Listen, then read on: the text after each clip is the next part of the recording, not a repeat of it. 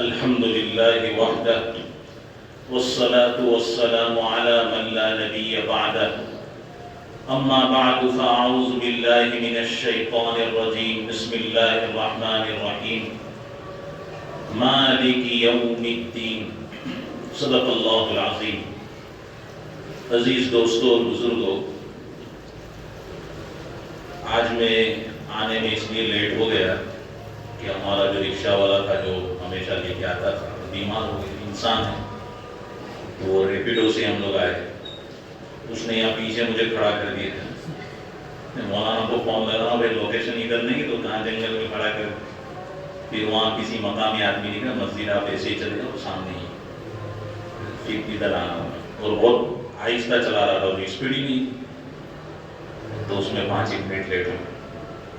بہرحال عزیز دوستو اور بزرگوں، اللہ جل جلالہ و عم نوالہ آیت کریمہ میں ارشاد فرماتے ہیں کہ تمام تعریفیں روز جزا کے مالک کے لیے، تمام تعریفیں بدلے کے دن کے مالک کے لیے، تمام تعریفیں روز حشر کے مالک کے لیے۔ علامہ شبیر احمد عثمانی رحمۃ اللہ علیہ، اور وہ اس آیت کریمہ کی تفسیر میں فرماتے ہیں کہ دراصل اللہ تبارک و تعالی نے اپنے مالک ہونے کو، اپنے رب ہونے کو، اپنے بادشاہ ہونے کو بدلے کے دن، قیامت کے دن، آخرت کے دن، محشر کے دن کے ساتھ کیوں خاص فرمایا؟ کیا اللہ دنیا کا مالک نہیں ہے؟ دنیا کے لیے احکم الحاکمین نہیں؟ اسی کے لیے کیوں خاص فرمایا؟ اور یوں کیوں فرمایا کہ تمام تعریفیں بدلے کے مالک، بدلے کے دن کے مالک کے لیے خاص ہیں؟ یہ کیوں فرمایا؟ تو اس کا جواب دیتے ہیں کہ اس میں 2 باتیں۔ ایک بات تو یہ ہے کہ اس دن جب ہم دوبارہ اللہ سبحانہ و تعالی ہم کو زندہ کرے گا تو ایسے ایسے حالات رونما ہوں گے، ایسے ایسے قضیے پیش آئیں گے، ایسے ایسے امور پیش آئیں گے، ایسے خوفناک اور ڈراؤنی باتیں پیش آئے گی جو نہ کبھی ہوئی اور نہ آئندہ کبھی ہوگی۔ اللہ تبارک و تعالی ان حالات کو مینیج کرنے کے لیے، اس کا فیصلہ کرنے کے لیے اللہ سبحانہ و تعالی اس وقت بنفس نفیس خود کرسی کے اوپر بیٹھیں گے اور اس کا فیصلہ فرمائیں گے۔ اسی لیے قرآن میں فرمایا لِمَنِ الْمُلْكُ الْيَوْمِ، اللہ فرماتے ہیں کہ آج کس کی بادشاہت ہے، کون مختار کل ہے؟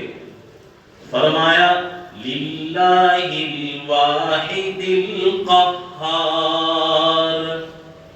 کہ آج جو ہے زبردست طاقت والے بادشاہ کی آج بادشاہت ہے، آج اس کا اختیار ہے۔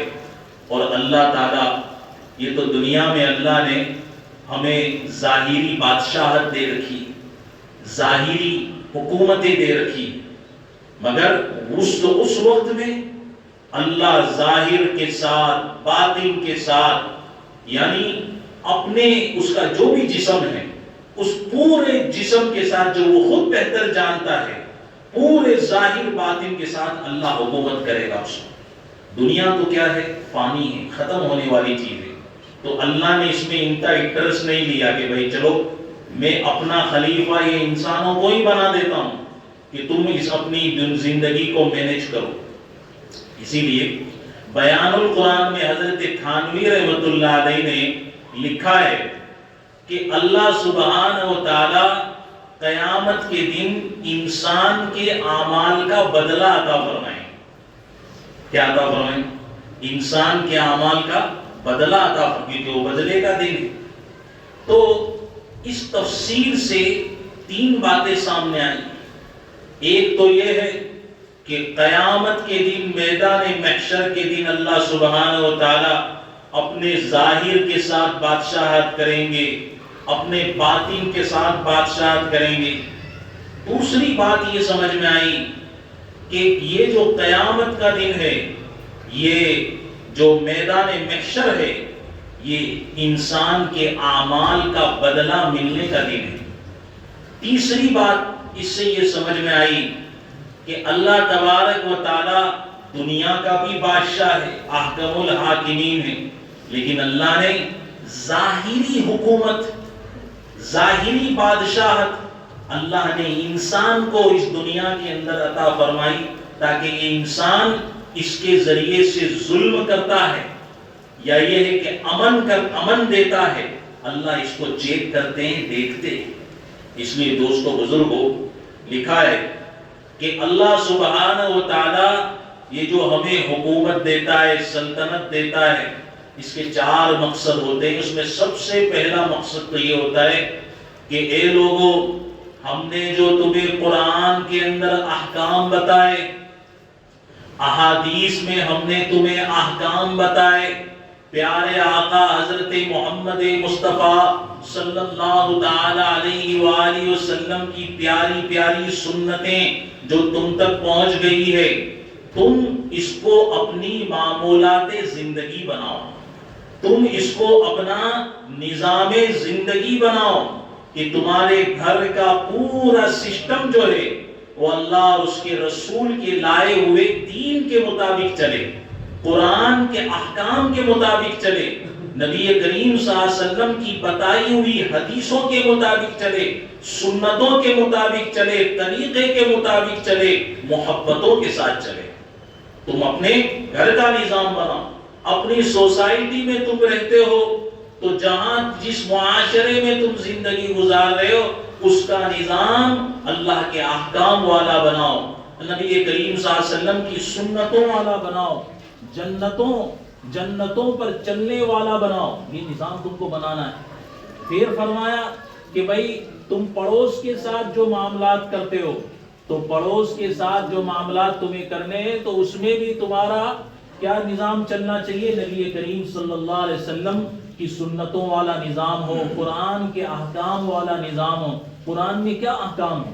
قرآن میں تو انسانیت سکھائی گئی کہ بھائی ایک دوسرے کے ساتھ معاملات صاف رکھو، ایک دوسرے کے ساتھ محبت کا برتاؤ کرو، ایک دوسرے کے حقوق ادا کرو، یہ قرآن میں بتایا گیا۔ حدیث میں بھی تو یہی بتایا گیا کہ نبی کریم صلی اللہ علیہ وسلم ظلم سہ لیتے تھے، مگر یہ ہے کہ دوسرے کے لیے خیر کا ذریعہ بنتے، نفع کا ذریعہ بنتے تھے۔ نبی کریم صلی اللہ علیہ وسلم نے کافر ہے، غیر مسلم پڑوسی ہے اور وہ بوڑھا ہو گیا ہے، بوڑھی ہو گئی ہے، اس کا بھی خیال رکھا کہ بھائی بہت دنوں سے وہ میرے سر پہ کچرا نہیں پھینک رہی ہے، آج کیا بات ہے کہ آج اس نے کچرا نہیں پھینکا، میں اس کی ملاقات لے لوں۔ تو اس کی ملاقات لے لی، کیا قصہ ہے کیا، تو اس نے اسلام قبول کر لیا اخلاق نبی کو دیکھ کر۔ تو پہلی چیز جو حکومت سے مقصود ہوتی ہے وہ یہ ہے کہ ہمارا پورا نظام زندگی اللہ اور اس کے رسول کے لائے ہوئے دین کے مطابق بنے۔ دوسری چیز یہ ہے کہ بھائی تم جو ہے عدل و انصاف کو قائم کرو۔ اس کو قائم کرو، عدل و انصاف کو قائم کرو کہ گھر کے اندر بھی عدل و انصاف ہو، تمہارے محلے اور گلیوں میں بھی عدل و انصاف ہو، مدرسے میں بھی عدل و انصاف ہو، مسجد میں بھی عدل و انصاف ہو، اسکول میں بھی عدل و انصاف ہو، آپ کے معاشرے میں اور محلے کے اندر بھی عدل و انصاف ہو، کہ انصاف کا معاملہ ہو، عدل کا معاملہ ہو۔ تیسری چیز بھائی یہ حکومت سے، چونکہ آج یہ الیکشن بھی قریب ہے آج کل، تو اس حکومت سے تیسری چیز یہ چاہی جاتی ہے کہ بھائی تم ہر ایک کے حقوق ادا کرو۔ کیا ادا کرو؟ ہر ایک کے حقوق، جس کا جو حق ہے وہ حق اس کو دو۔ بھائی لیڈیز کا جو حق ہے لیڈیز کو دو، مرد کا جو حق ہے وہ اس کو دو، غریب کا جو حق ہے وہ غریب کو دو، امیر کا جو حق ہے وہ اس کو اس کا حق دو، جو کمزور ہے تو کمزور کو کمزور کا حق دو۔ سب کے حقوق اللہ تبارک و تعالیٰ نے اپنے نبی کی زبان سے بیان فرما دیے ہیں۔ تم سب کے حقوق ان کے موقع اور محل کے مناسب اس کو ادا کرو۔ اور چوتھی چیز یہ ہے کہ اس حکومت سے کیا چاہا جاتا ہے، جو اللہ نے ہمیں اس دنیا میں ظاہری حکومت عطا فرمائی ہے، اس سے یہ بھی چاہا جاتا ہے کہ بھائی کہ ظلم مت کرو، ناانصافی مت کرو، کسی کا حق مت دباؤ، اور ظلم بہت گھٹیا چیز ہے۔ فرعون جو ہے، فرعون اس نے جادوگر جو ہے اس کو بلایا تھا حضرت موسیٰ علیہ السلام کا اجگر نگلنے کے لیے، کہ موسیٰ علیہ السلام کی جو کرامت ہے اس میں اجگر بن گیا ہے، ان کی جو لٹ ہے وہ اجگر بن گئی ہے، تو اس کو نگل جاؤ۔ تو وہ جب جتنے بھی جادوگر تھے اچھی بڑی خاصی تعداد میں تھے، تو فرعون نے ان سے وعدہ کیا تھا کہ کچھ بھی ہو جائے تمہیں موسیٰ کے مذہب کے اوپر، اس کے دین اور ایمان کے حساب سے تمہیں ایمان نہیں لانا ہے، یہ ساری باتیں کی۔ لیکن جب دیکھا کہ موسیٰ کی لاٹھی پوری اجگر بن گئی اور ان کا جو جادو ہے یہ کیا کہتے ہیں اس کو خیالی چیز ہے، تو اس حساب سے اس کے سارے جو جادوگر تھے ان کے سارے سانپوں کو وہ اجگر نکل گیا۔ تو کہنے لگے کہ بھئی سارے سانپوں کو وہ نکل گیا۔ تو جتنے بھی جو ہوشیار جادوگر تھے انہوں نے کہا کہ آمنا برب موسیٰ و ہارون، آمنا برب موسیٰ و ہارون، کہ یہ چیز تو ہم نے ایک بڑی چیز دیکھی، ہم سمجھتے ہیں یہ جادو نہیں ہے۔ تو وہ سب کے سب جو ہے حضرت موسیٰ علیہ السلام کے ہاتھوں پر ایمان لے آئے۔ تو فرعون ناراض ہو گیا کہ دھمکی دینے لگا، ظالم تھا نا، اللہ نے ظلم سے منع فرمایا، اللہ نے اس کو حکومت عطا فرمائی، لیکن ظلم کا اس کو پرمیشن نہیں، لیکن وہ ظلم کرتا۔ اس نے کہا کہ دیکھو تم ایمان لے آئے، تم ایک اللہ کو مانتے ہو، حالانکہ ہونا یہ چاہیے کہ ساری کائنات کا مالک کون ہے؟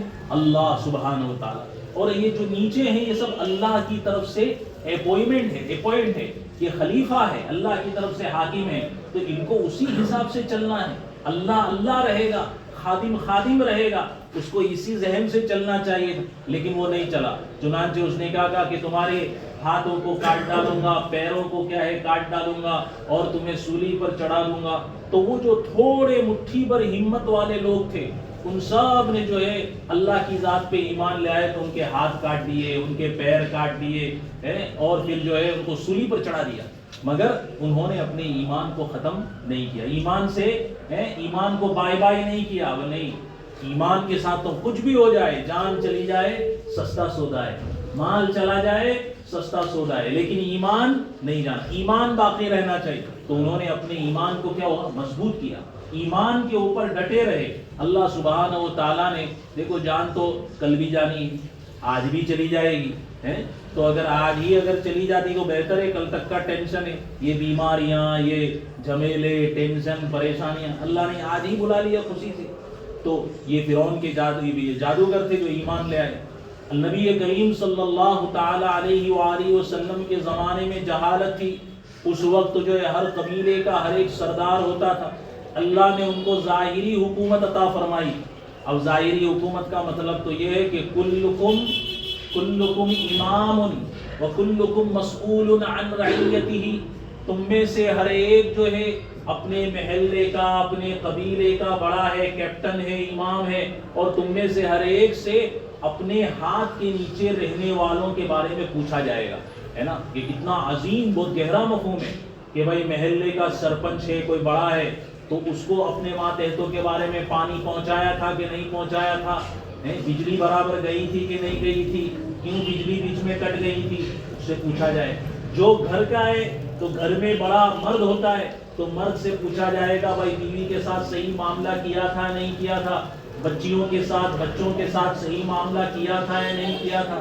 تمہارا بچہ ہے وہ کسی اسکول میں شکشک ہے، ٹیچر ہے، تو اس سے پوچھا جائے گا کہ تمہاری اسکول میں، تمہارے کلاس روم میں بیٹا جو تمہارے ہاتھ کے نیچے بچے پڑھتے تھے ان کو ایمانداری کے ساتھ علم پہنچایا تھا کہ نہیں پہنچایا تھا، ودیا پہنچائی تھی کہ نہیں۔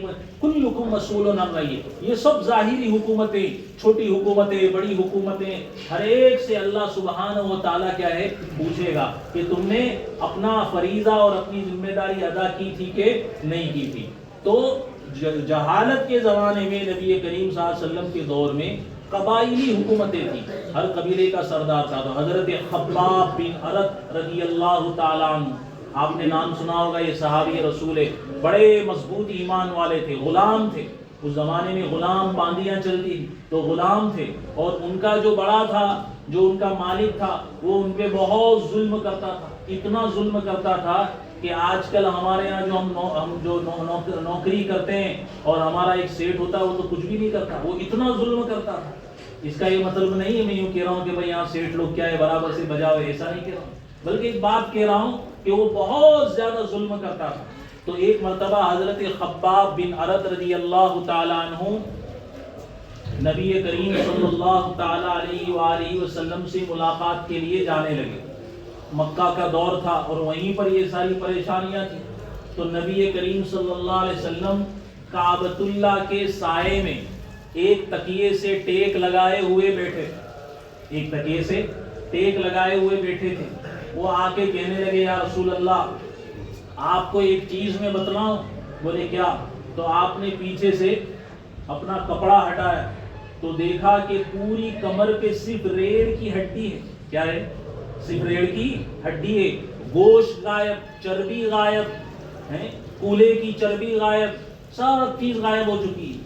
تو اللہ کے نبی صلی اللہ علیہ وسلم سے کہنے لگے کہ جب سے میں نے اللہ کے اوپر ایمان لایا ہوں اور میں نے یہ کہا ہے کہ اللہ کے علاوہ کوئی عبادت کے لائق نہیں، اللہ کے علاوہ کوئی عبادت کے لائق نہیں، حضرت محمد مصطفیٰ صلی اللہ علیہ وآلہ وسلم اللہ کے بندے اور آخری رسول ہے.